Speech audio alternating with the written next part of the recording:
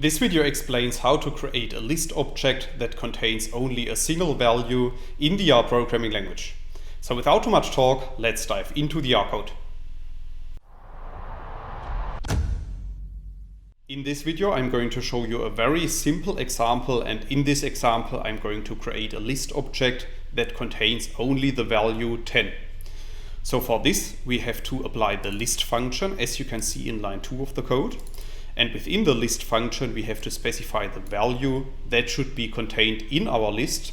So in this case, we want to create a list object that contains only one list element, and this list element should contain the value 10. So in order to do that, we have to assign the output of the list function to a new data object that I'm calling myList. So if you run line 2 of the code, you can see at the top right of RStudio that a new data object is appearing, which is called myList. And we can print this list object to the bottom in the RStudio console by running line 3 of the code. And then you can see at the bottom that we have created a list object, which is called myList. And this list object contains only one list element. You can see that based on the double square brackets and the index position 1. And within this list element, there is contained one single value, and this value is the value 10. That's all I wanted to explain in this video.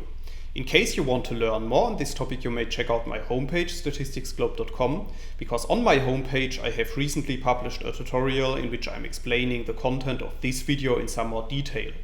I will put a link to this tutorial into the description of the video, so you can find it there.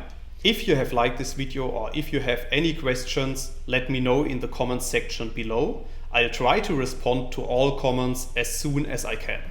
Furthermore, make sure to subscribe to my YouTube channel to get notified about future video releases. I have already published about 500 videos on this channel, and I'm releasing new videos on a daily basis. Thanks a lot for watching. See you in the next video.